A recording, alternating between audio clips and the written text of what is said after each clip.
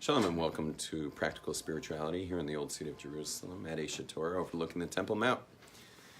Here we are. This is our final class right before the holiday of Purim. Purim is one of the funnest holidays of the year, but it's also one of the holiest holidays of the year. And you want to look out for like spontaneous combustion in the middle of some of the parties or the dancing and all this stuff going on, where you just like go convulsively sobbing because of the connection between you and God.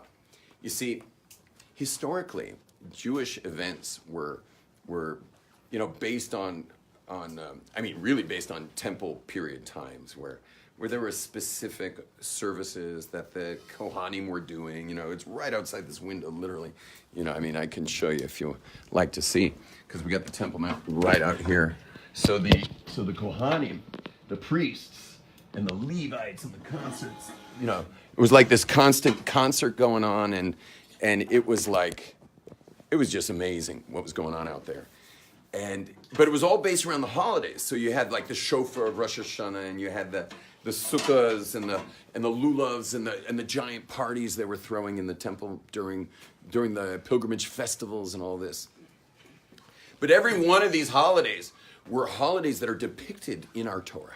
They're all depicted in our Torah with this very specific measurements of what you do on that holiday and what you don't do as well. Like Pesach has a lot of don't do's, and it's got what you should do, and including like 4 cups of wine or telling over the story of the leaving of Egypt and all that stuff. There's do's, there's don't do's in every holiday. And these are patterns in time also. Meaning these are literal pipes in time. Meaning as the zodiac shifts, the different holidays click in, and then that energy comes down that holiday.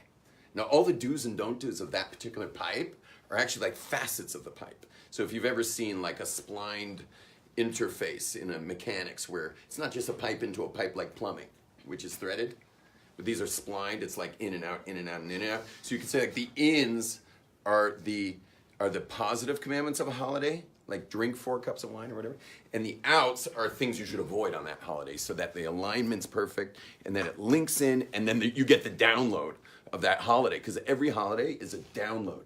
Sukkot is a download of joy. Rosh Hashanah is the download of being in a new world, because God renews the world. Yom Kippur is, the download is forgiveness, that you can actually factory reset yourself on every Yom Kippur. Hanukkah is the download of light over darkness. The Pesach's the download of freedom. Shavuos is the download of the Torah. And every holiday has its own download, and we get involved with that by keeping the laws of that holiday. That is the way you match up, because, today we all have these easy USB cables, and obviously the iPhone cable is even easier because it's just, that little chunk of whatever that fits inside. But in the old days when they first made cable interfaces, remember like sometimes the pins would move and you like couldn't get it in, you had to go buy a new cable. So some of us think that we can like blow off certain aspects of the plug-in for the holiday. Like we just think like, oh, it's not that important. The main thing is I ate gefilte fish, or the main thing is that I had matzah or whatever. No, you got to line it up, man. Meaning you got to eat that kazayas matzah no less than 9 minutes. Mm-hmm. And it's a kazayas matzah, not a little bit of matzah. You can eat a kazayas matzah, a real kazayas matzah, comfortably in 9 minutes, for sure. Now, of course, there's some other opinions, so we go for 2, which means we chew and chew and chew. It's like you're like the old school typewriter, you're just like until you've got like most of the matzah in your mouth.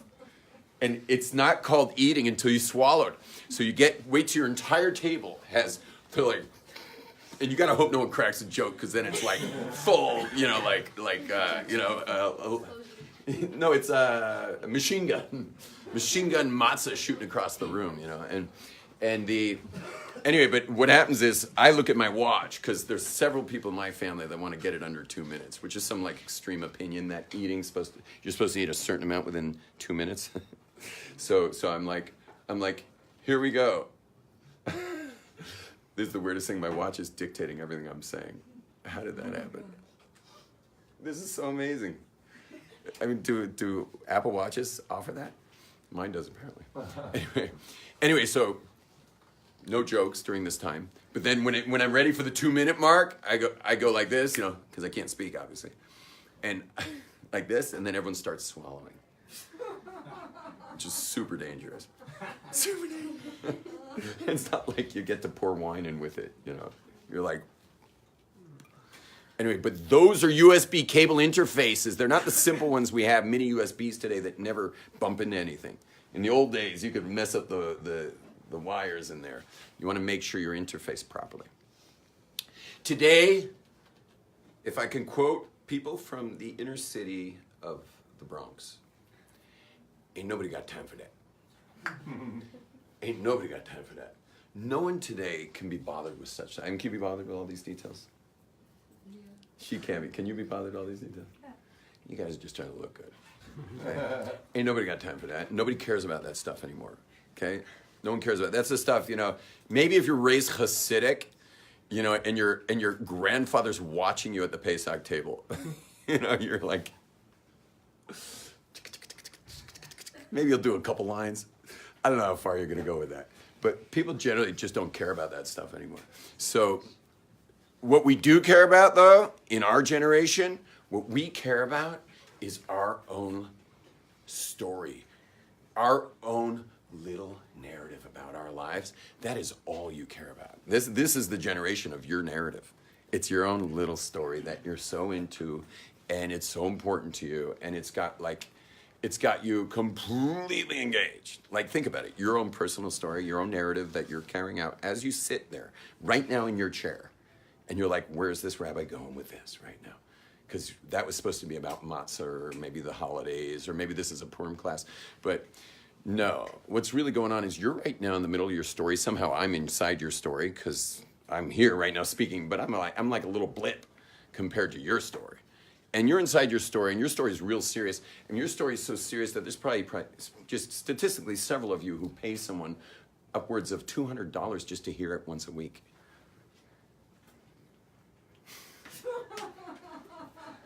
Thank you, Aviva. So,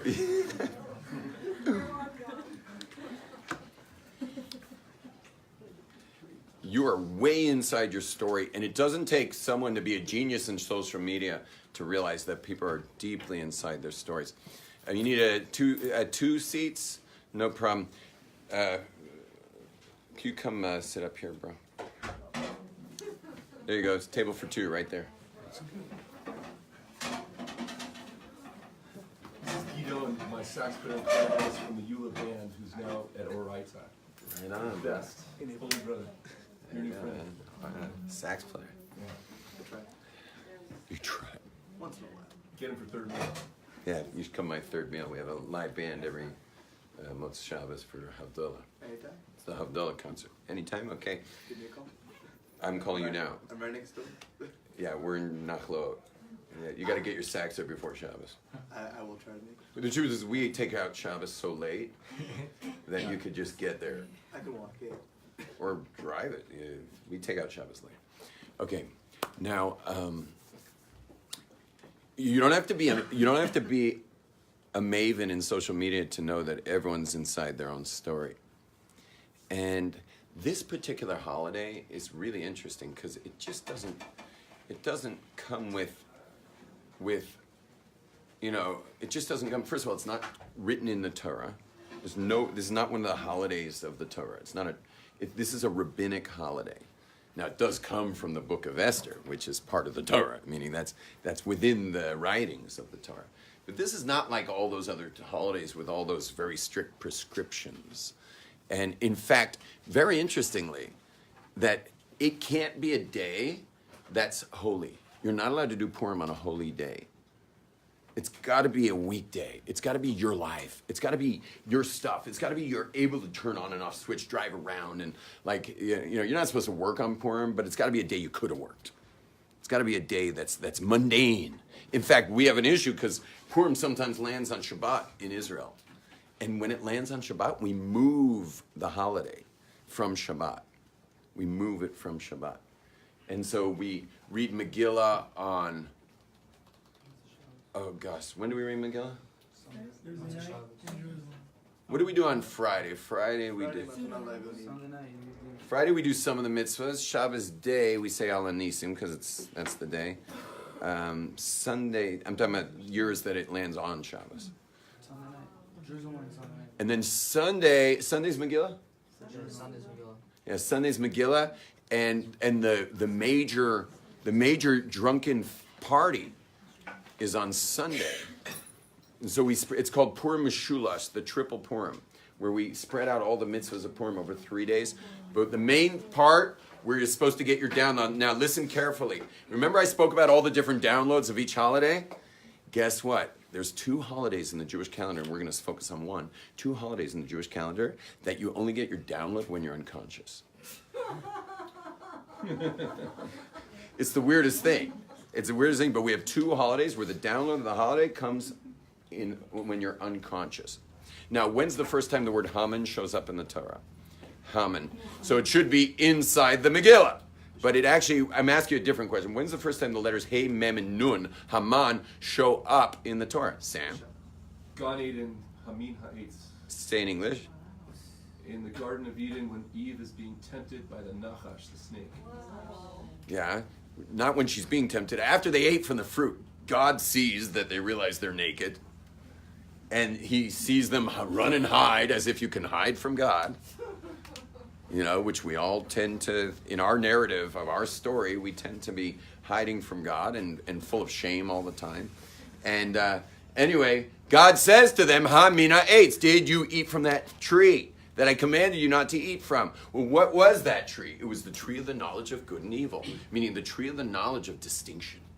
Distinction. Good and evil is like the ultimate distinction, but like it's all distinction. Because before they ate from that fruit, they saw things distinct from one another, but they also saw the letters of God's name inside of everything. Everything was glowing with the oneness of God before they ate from that fruit. Once they ate from that fruit, tree is not rock, rock is not brook, brook is not mountain. And everything got super distinguished. Everything went opaque, meaning things were translucent, which is why we look at our fingernails in the Havdalah candle. Everything went from translucent to opaque. And then they realized, oh my gosh, we're naked, because they had never even seen themselves really. They had never seen much, really. And it's very interesting that it says when they ate from the fruit, their eyes were opened. Did any of you think of Adam and Eve in the garden going like, where are you? You know, like, hey, what do you mean their eyes were open? Their eyes weren't open before that. What it means is their eyes were opened to the veil of physicality. Their eyes were opened to the veil of physicality. And hence begins now history of humanity. Humanity living inside. No problem. Of humanity living inside their narrative. That begins humanity living inside their narrative, which all boils down to distinctions like should I, shouldn't I, you know, and all these different choices, macro choices, micro choices, but you're like constantly like navigating, you're like GPSing your way through reality all the time. And that is the Megillah. That's the Megillah. Because the Megillah is just a story. We're just going to read a story. And then we're going to be asked after we read the story to imbibe the amount of alcohol it takes you to stop relying on the physical distinctions of your external environment for your basis of reality. See, right now, you've been using the physical environment around you as your basis for reality. That's your, I mean, what does keep you stable? And can you imagine if you walked out your house this morning, wherever you're staying wherever you stayed last night. Imagine you walked out of the door and you just immediately see you're in another kind of environment. You hear screaming. You look to your right, and there's some like pushcart guy in a Cairo Egyptian shuk shooting by, and you just like, whoa, and you jump back into your apartment. And when you jump back in your apartment, you fall backwards. And the next thing you know, you're on this slide, sliding deeper, faster and deeper and faster in this spiraling slide till it's like warm from the Earth's magma. And then it's cooling. And then all of a sudden, you go flying out. And you're in a rice paddy in Thailand in a monsoon rain.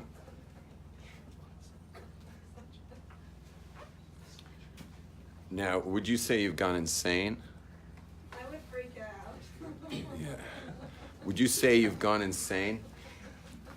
What were you therefore thinking was causing your sanity? Meaning, what have you been using for the basis for sanity in your life? What do you use? Well, I think on a very basic level, what we use for our basis for sanity is the world appears the way it should. That the world appears the way it should.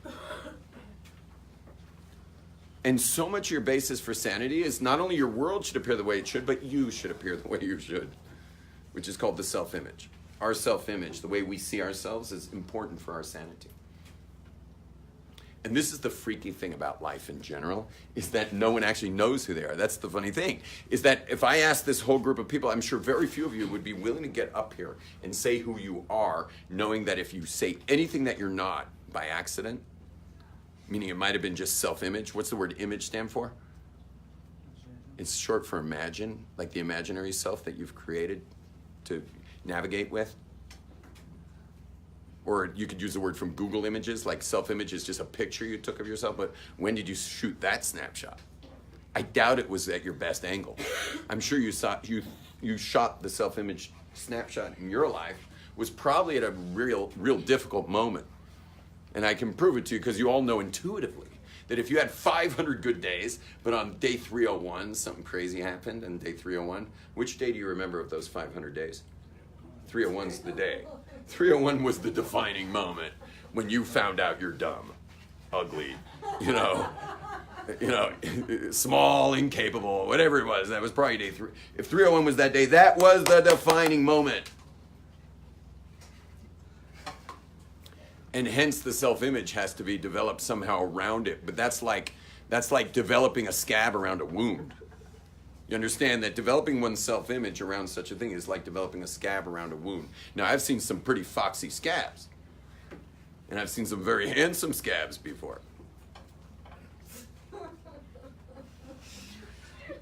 And I've seen some very smart scabs and various, but it's really all around a wound. So our two bases for sanity are the physical world should be the way it looks, and our own personal story, our own narrative that we are like navigating with a white-knuckled ride. I mean, you have no idea. You're holding muscles right now. Right now, you think you're not using your muscles? You're using all your muscles right now. You're even holding your face in place. I mean, you just can't stop using your muscles. I'll give you an example right now. Who should I use this time? Did I ever use you for this? No. Can I use you for this? Sure. You mind filming? Hold steady. So we'll just see. Yeah, you did good once. Okay, here we go. He's obviously doesn't need any muscle. He's just sitting, right? The man's just sitting here. I'm sorry if you guys can't see his arm. You can stand up if you want. But yeah, you stand up. Oh, come up here. Even better. You can stand up here. She's, of course, the first one to stand. No one stood. Because I couldn't say. Yeah, well, good for you. Good for you. Okay, so all I'm going to do is ask him, and he already knows what I'm going to do because he saw me do this the other day, so he should be able to pull this off. So all I'm going to do is he's scared. All I'm going to do is raise his arm up, and I'm going to let it go. Okay? That's all I'm going to do. Who raised his arm up? Me or him? Him. All I'm going to do. Who raised his arm up? He did. I'm going to say that again. I'm going to raise his arm up and let it go. You're going to do nothing. You can sit. Let's hear it from my lovely assistant.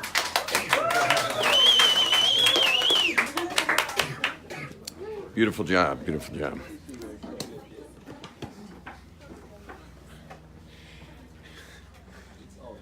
It reminds me in when we're doing yoga.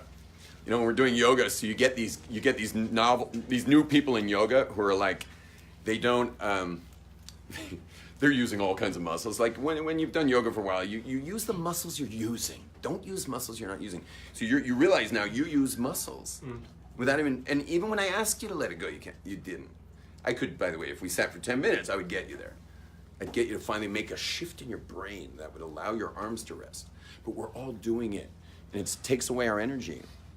And in yoga, we have this joke is that when one of the people, let's say we're doing a tree, for example. So we're in this position, yeah? So we're in the tree position. And then what'll happen is if you have a new guy, he's not like doing that. He's against the wall or something. He's like against the wall or something. And he's squishing his face into Raisin Man. And he's the Raisin Man. And what happens is the yoga instructor, hey, welcome. Can I separate you? I'm sorry. Normally I try to put everyone together, but there's 2 seats, one there and one there. Oh wait, yeah, just one.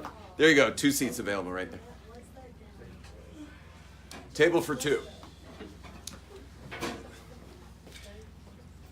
Anyway, this guy's the Raisin Man in the middle of this yogic position when the instructor says, dude, this has happened never in the history of this class.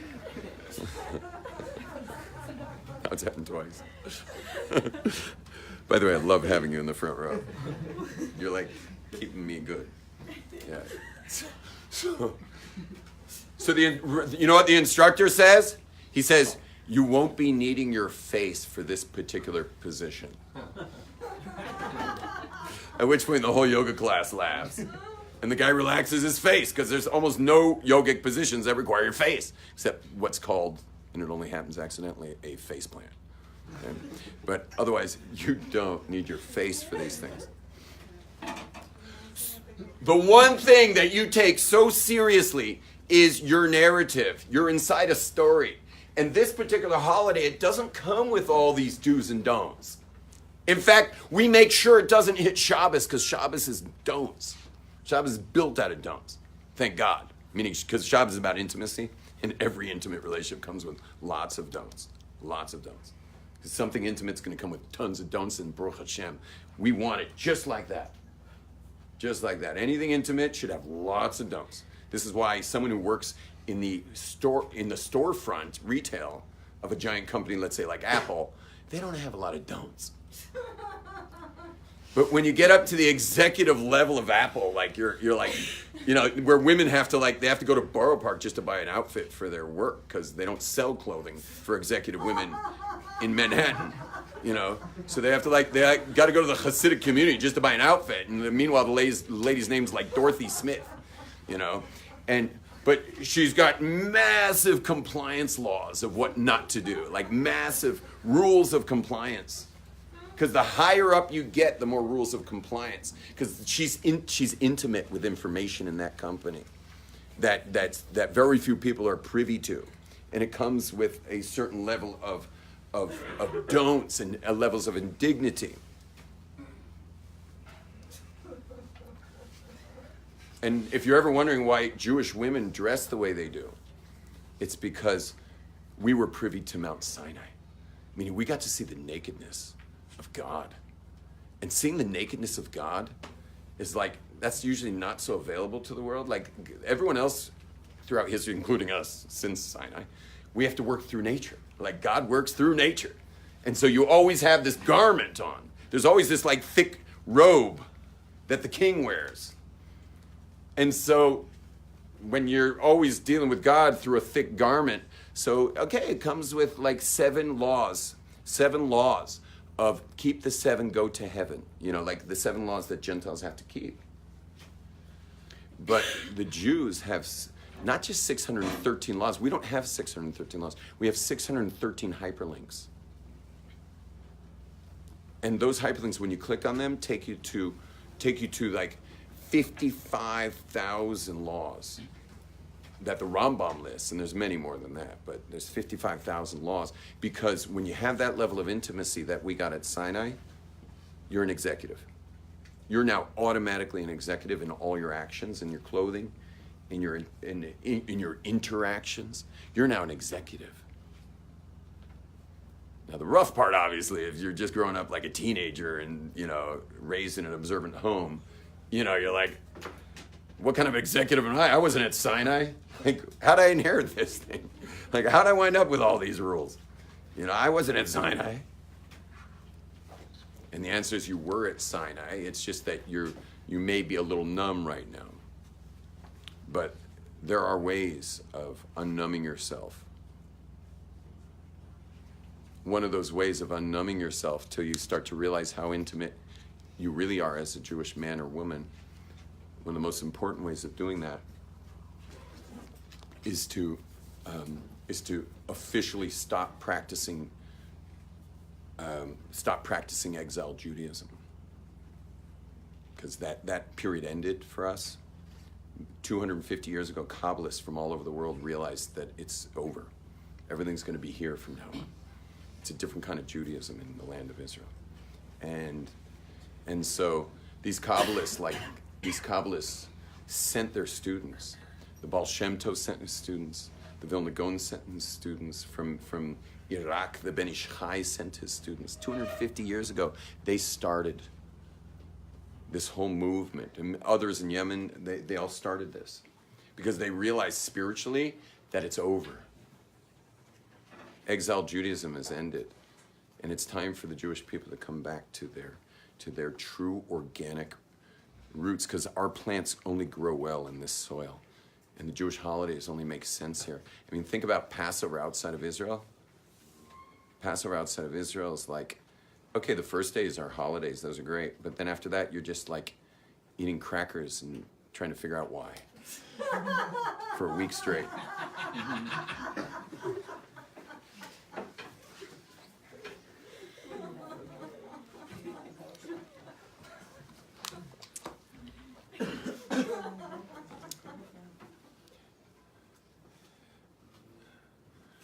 Purim, the holiday of Purim, is just a story. It's a narrative.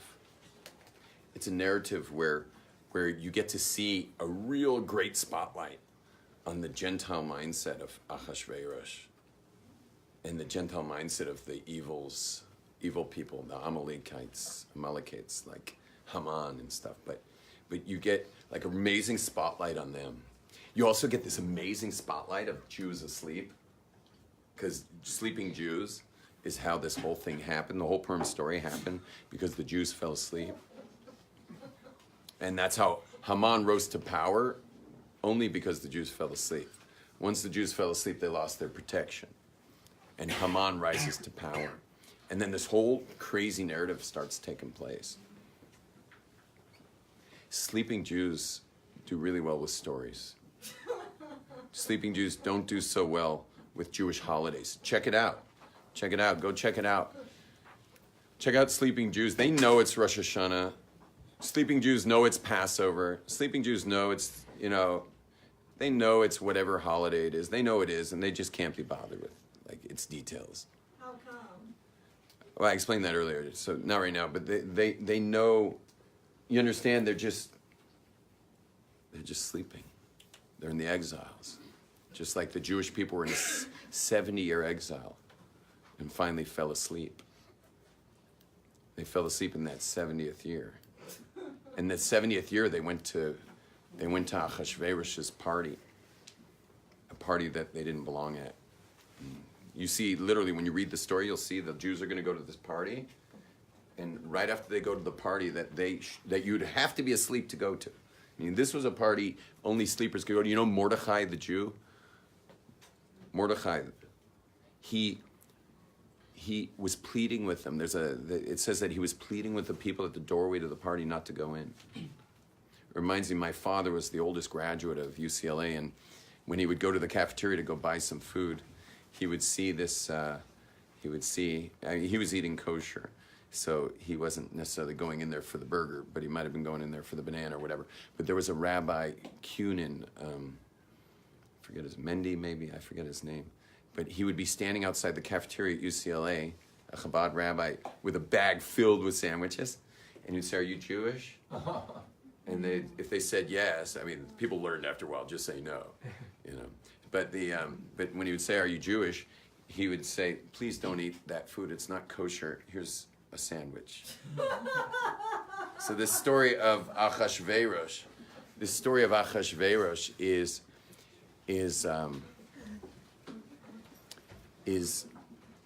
it reminds me of this kid Mendy Kunin with his bag of sandwiches.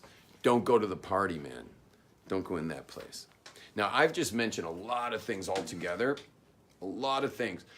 I could leave it for you that the coin's just going to drop on everything I mentioned so far, what I'm really trying to set you up for is to have the ultimate Purim.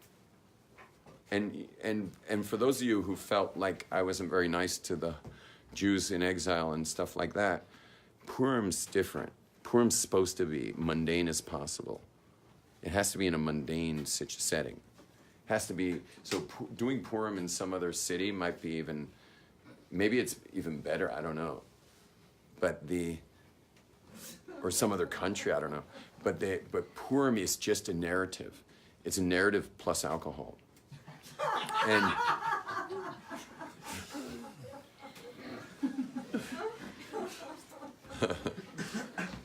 and Or drunk with laughter. yes. Now, I want you all to envision the following little story. And I want you to envision it like a fantasy, as if you're the character of this story. And you live in the forest, outside of a village, hundreds and hundreds of miles away from where the kingdom is, where the capital is, where the castle is and the king lives. Hundreds of years ago, and your job is to cut wood, and you have a little shack you sleep in, and people come and buy your cut wood. Aviva, you're laughing without jokes. Aviva, you need just a deep breath. Good. Two more. Deep breaths, Aviva, please.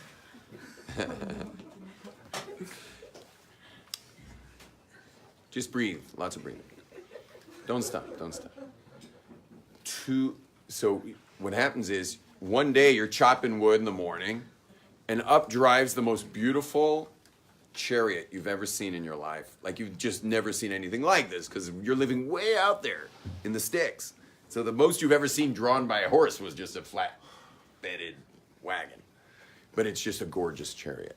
And out jump these guys. I mean, I'm sure there's a proper name for them, wearing royal kind of fluffy things and stuff. What would be a name of such a messenger? I don't know.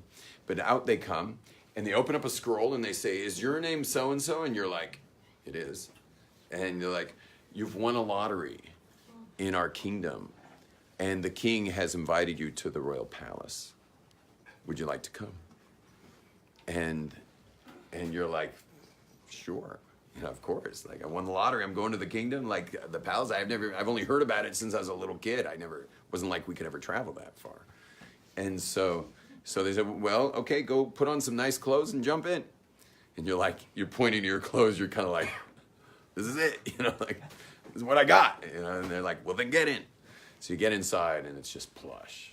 It is plush. You're in like the limo of carriages, and you're just heading out. You're looking out the window. You see your shack disappearing in the distance. It's got 6 horses, so you're just flying.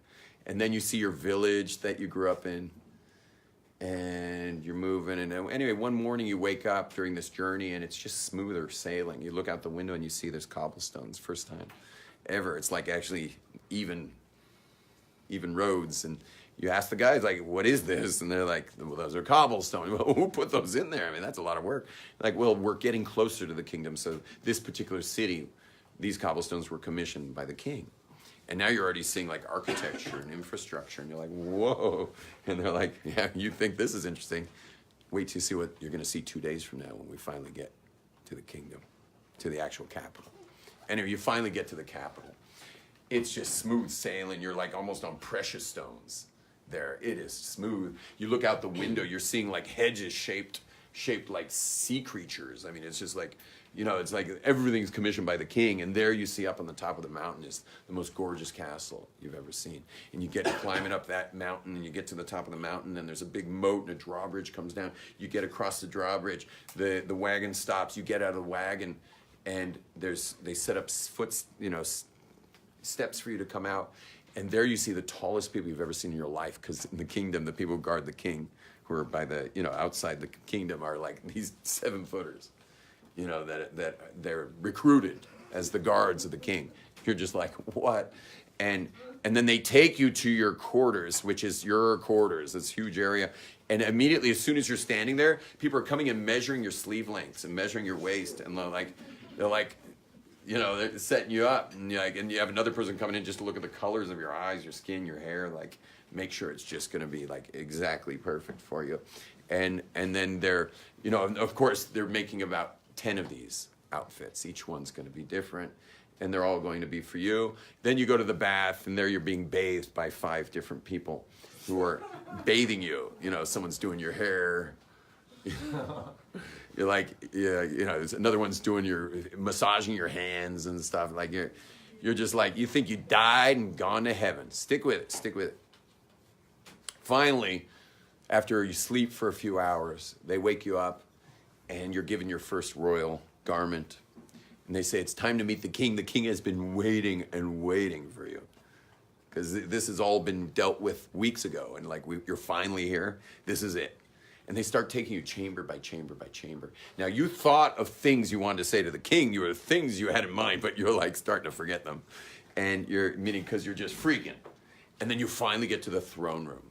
And for the first time in the history of the kingdom, the king actually stood up for you and starts walking towards you and gets to you and embraces you.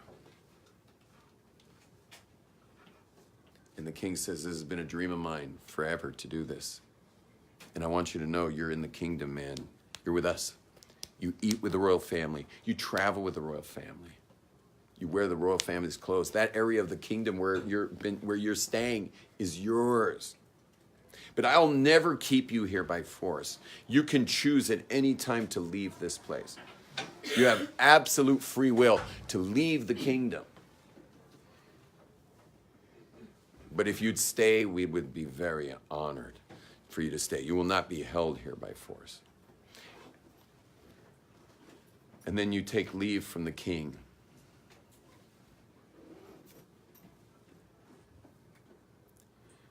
Now imagine the person walking you back to your quarters saying to you, what was it like being held by the king? I don't think your answer would have been, well, the king was wearing about 5 layers. Kings have like a lot of stuff, all the way to the like shawl. That's this puffy shawl they're wearing. And I don't think you would say, well, the king was wearing like 5 layers. Does any of us get a hug and say like, well, the person was wearing a suit? I don't think we do that.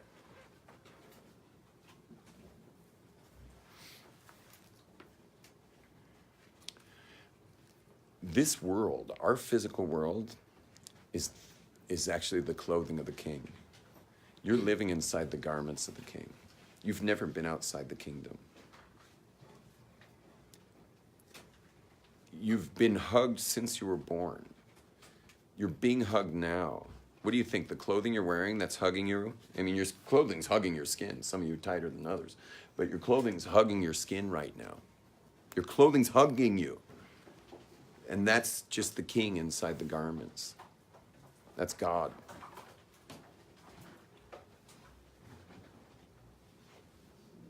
You've been given free will. You can hang around the kingdom and just be totally connected. But if you choose to go and just, meaning in your mind, if you choose to just go be busy with other things that we love to go be busy with, if you want to just go be out there and busy with stuff and have your mind elsewhere, the king will never stop you. Because the king's there too. The king's in your best times, he's in your worst times. The king allows you to want to do the wrong things, allows you to do the wrong things, and even arranges it in all of its detail for you to do that.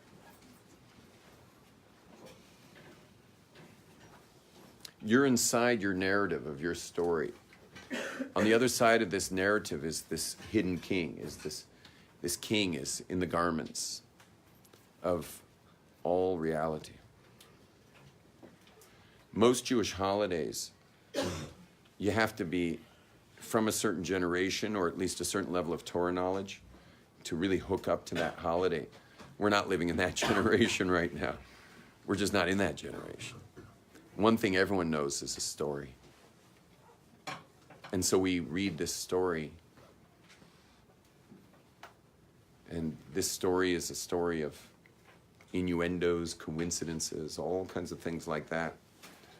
personalities of mega ego maniac like King Ahasuerus is a full-on hardcore narcissist, 2019 millennial. And then there's this evil side, which is Haman, which just wants to destroy good from the world. He wants to kill it. He wants to get rid of good from the world. Can we wipe out that scourge called the conscience? Sorry to quote Hitler, but can we wipe out conscience? Wipe the Jews off the earth. And hence the genocide in the Purim story. And then the sleeping Jews. And them waking up because of the narrative that took place for them in Shushan and in the Persian Empire at that time. Purim has never been more relevant than our generation, where we're all in our stories and we're addicted to our stories. We're totally hooked to our stories. We're stuck in our stories.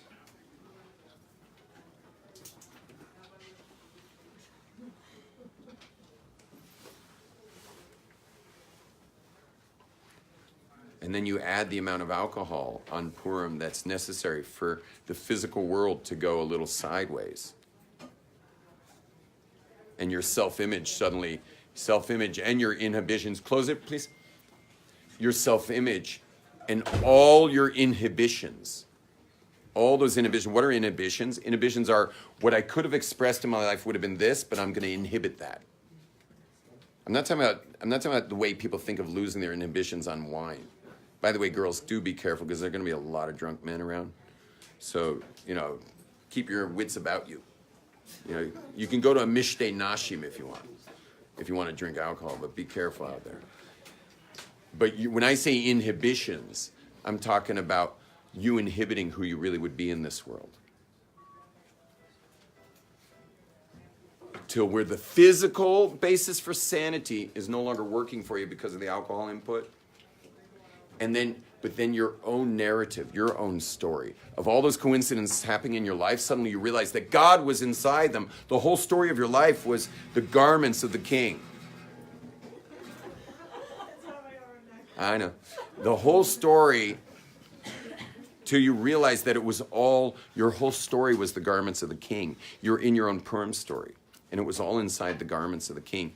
And your whole job is just like the Jews of Persia, is to wake up from your narrative and to realize the intimacy of the hug that you're getting from the king. And to use your free will to choose to be with the king and not always kind of somewhere else, but like literally with the king. An intimate relationship with the king. And this is why they say that in the end of days, all the other Jewish holidays are going to be gone. Our sages say all the other Jewish holidays, gone. The only holiday we'll have will be Purim. They say all the other books of the Torah will no longer be used. The only books we will use in the future will be the Megillah, the story, the narrative. We are living in a generation of everyone totally stuck inside a narrative. A radical, narcissistic world of our own story and how we're going to somehow maintain our narrative in this world. We are reaching the period of the end of days where Purim has become the relevant holiday. Compared to any other holiday, Purim is it. So I bless us all to have a real Purim all the way in, and to the point you should go deep into Purim such that you go spontaneously sobbing at some point when you feel that connection. It's not a sad sobbing. It's a full connection where you just are sobbing from the convulsive experience of God, that he's been in your story this whole time, and it's time to wake up from this deep, deep sleep. Amen. Amen. Shalom, everyone. Purim Sameach. Please join my club, everybody. It's yomtovmediaclub.com. Please go online if you enjoy these classes. Created that club for you to help this get out there for other people to enjoy. Shalom, shalom. Purim Sameach.